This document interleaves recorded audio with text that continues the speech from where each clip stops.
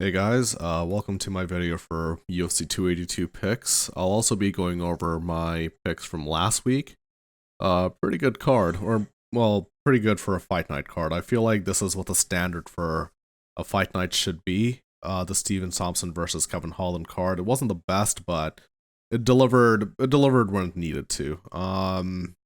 Francis Marshall versus Marcelo Rojo. That was a dud. My record was 4 out of 6 last week, which was it's I don't think it's the best, but it's far from the worst. A lot of my wins were like high favorites, like -3 to 400, but not much value. But a win is a win.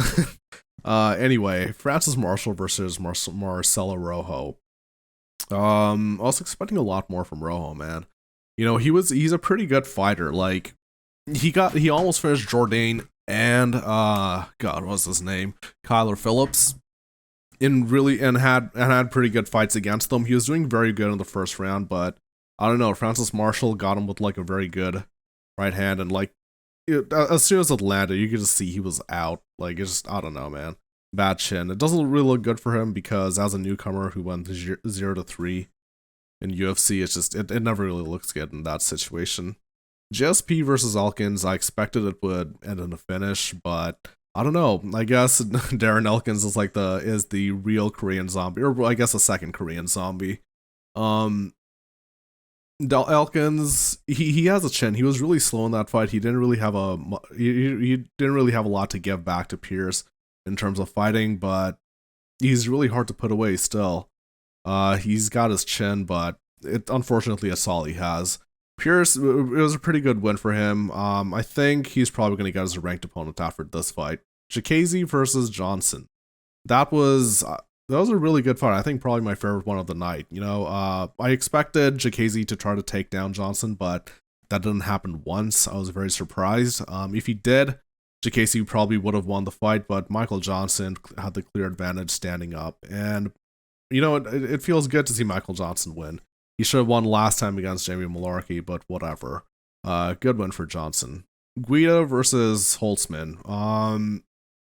I expect a lot more from Holtzman. He didn't use his hands at all, and Clay Guida got like two. I remember 2 slams on him, and Holtzman just pretty much allowed it to happen. It was a very obvious victory for Clay Guida, sporting a new haircut. But yeah, no.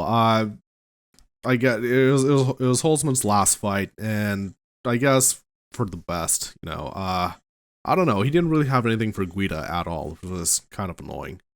Eric Anders versus Kyle Daukaus. This is one I wanted to bet on, but I don't know. I felt very nervous about it. I knew I had Anders winning, and he was a big underdog, and I don't know, man. I don't have much faith in either Daukaus brother, but it is what it is, I guess. Roman Dolidze versus Jack Hermanson. Jack Hermanson was kind of dumb in this fight. Roman Dolidze, very good win for him. He's obviously pretty skilled on the ground. He does need to work on a stand up though. Jack Hermanson was lighting up Roman Dolidze for the first round. I think he should have kept doing that, but in the second round, I think he got a little cocky, and he made like pretty much the same mistake that Kelvin Gastelum made against him. And he got caught in I don't know what that's called, but I thought it was pretty cool. That little how he had his leg just like stuck, and Hermanson couldn't go anywhere. Pretty good one for Dolidze. I don't know if he's gonna get the Khamzat fight, but if so, it'd be pretty cool. I think it'd be a pretty fun fight. Mateus Nicolau versus Matt Schnell. I was not expecting this to go to finish inside the distance. Nicolau is, he fights a smart fight. Usually, he's calm, cool, collected. He usually carries his fight over to decision, just like mostly outschooling his opponents. But Matt Schnell, he came with the fire, and so did Nicolau. Nicolau landed a pretty good shot, like behind Schnell's ear, which I think that was it. Like Schnell has a good chin, as seen from his Sumo Deraji fight, but I don't know, man. If that shot lands on anybody, they're gonna go out, I guess. And the last fight of the night was Steven Thompson versus Kevin Holland. Sorry about that. Pretty good fight, actually. This is not the kind of fight I was expecting from both of them. This felt like one of those boomer UFC fights, or at least the older UFC fights from before my time watching UFC.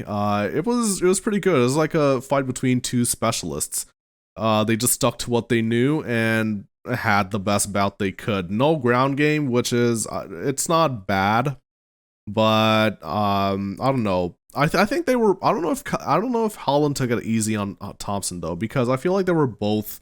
I think they're both equally skilled on the ground. Like, yeah, Thompson got handled on the ground by Bilal Muhammad and Gilbert Burns, but the same thing happened to Kevin Holland with Vittori and what's his face, Derek Brunson. He had a grappling match which he didn't do good in. Alex Oliveira, which one? Oh, right. So yeah, he was taken down on the ground in that fight as well, but he managed to get out of it. I would say, okay, so maybe Holland is a little bit better than Thompson on the ground, but I think it was pretty cool that they decided not to do that. I feel like that this is what should have happened in the Shane Burgos versus Charles Jourdain fight, but whatever.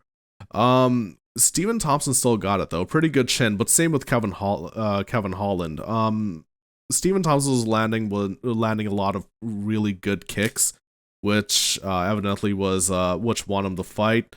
Dan Miragliotta though, he stopped the fight like it was over and then like rescinded his decision. This is the first time I've ever seen that shit. Pretty funny. I don't know if he wanted to call a timeout. Why don't he do the T with his hands? Whatever. What's happened has happened, I suppose. Really good fight though. Kevin Holland puts on a lot of fun fights, but I feel like with the next one he's gonna have to try to get a good finish or like a good win, but a finish would definitely help. Just to remind the viewers that he is indeed not a can. Okay, and that brings us to UFC 282. I don't have a lot of picks for UFC 282, to be honest. I don't particularly like to bet on these numbered events, or I guess pay-per-views. My record on fight nights are a lot better than they are on pay-per-views, but I did get together just a few bets for you guys. Not too many, just the ones I feel good about. So yeah, here we go. Alright, so the first pick of the night is for Vinicius Salvador versus Daneil Silva. And in this based bum fight, I have Vinicius Salvador winning based purely on Daneil Silva's record. So De Silva is one in a long line of many newcomers who've been pulled right out of the regional scene and put into the UFC to fill in the numbers, only to go 0-3 in the promotion before ironically facing a newcomer like himself in his exit fight. So Silva isn't a bad fighter, but he does make a lot of bad mistakes in his fights, which cause him to lose usually inside the distance.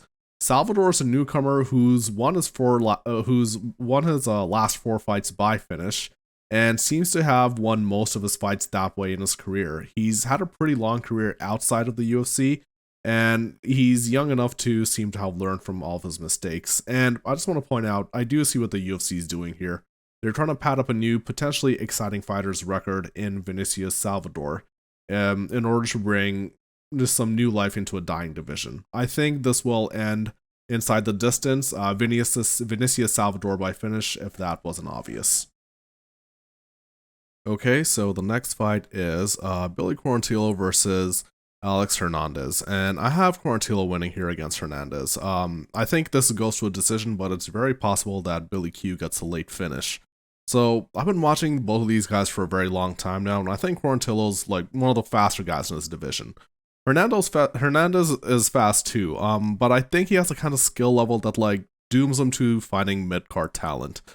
I think he's a pretty competent can crusher, but he doesn't really hold up against guys who are like on the come up. Like Quarantillo's a pretty fast guy. I would say that he actually won against Shane Burgos in this fight, but that's just me. I think he's a hard fight for everybody. He's gonna be pretty responsive, which I think is gonna give Hernandez a pretty hard time.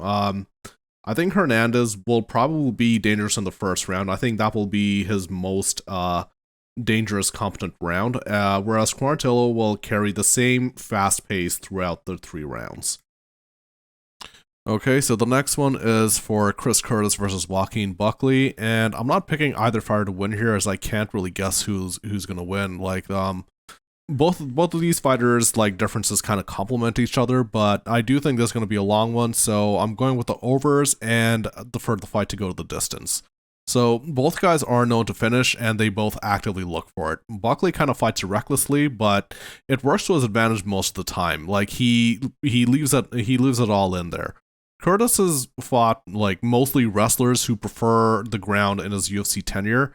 So I think this is going to be a pretty difficult fight for Curtis because he hasn't really fought anybody like Joaquin Buckley before. Buckley moves around a lot, and he finds like weird places to hit his opponents from. He's a bit hard to predict, and he can be explosive. Curtis fights in a more calculated way, like he kind of uses the ground game here and there, otherwise he calculates when to execute his perfect shot. From what I've seen from both guys, I think Buckley has a slight advantage on the feet, as he might be a bit too fast for Curtis. He's given problems to all of his opponents in his fights, and I think he came very close to, not beating Nasruddin Imavov, but like in the 3rd round, like he gave Imavov a lot of problems.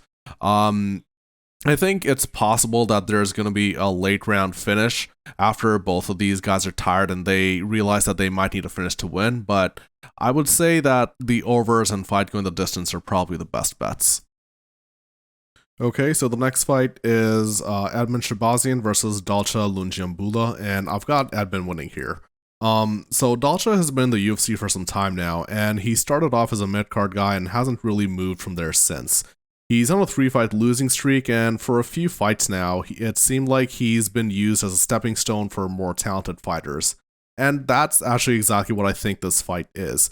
It's supposed to be a layup for Edmen Shahbazyan. Edmen went on a pretty bad losing streak a while ago, and then took a break, from which he's coming back from now.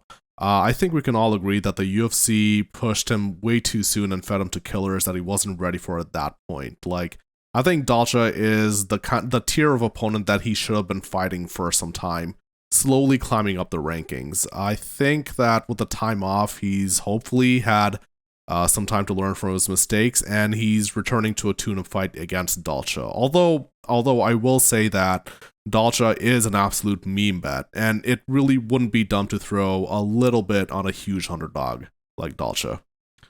Okay, and for the last pick of the card, I've got Jairzinho Rozenstruik versus Chris Daukaus. I've got Rozenstruik winning here. I think Daukaus would have a much better time competing in the light heavyweight division, maybe lower than that, but probably light heavyweight. Like, most of the top heavyweights look like they're heavyweights, whereas Daukaus just kind of looks like he's fat. I don't think his chin can take most heavyweight punches, especially not the ones from Biggie Boy. I think that the kind of opponents Daukaus had in his first 3 fights in the UFC are the kind of opponents that he should be fighting. Like, instead of the top guys, I think guys like Carlos Felipe, Chase Sherman, Jorgen de Castro would be perfect opponents for him. I don't think Daukaus has much ground game, so I think this is going to be mostly stand-up, which hugely favors Rozenstruik, who also has the reach advantage here, as well as the power advantage. Yeah. Okay, so those are my picks for UFC 282. 5 picks out of, how many? 13 fights. A bunch of them got canceled, actually. None of them were Darren Till, surprisingly. Anyway, I do prefer betting on fight nights rather than numbered events. I feel like number events or pay-per-views usually have more wildcard fights, so I don't know. I feel like the prelims of any fight night is where most of the value lies in any UFC betting. Not that I would know, thanks James Krause for fucking all that up for Ontarians. Also, I just want to point out that I didn't really check any of the odds for any of my picks, so I'm sorry if they're like super high favorites, which I'm pretty sure Edmen Shahbazyan is, but whatever. Anyway, yeah, I guess make a video next week also, and have a good one.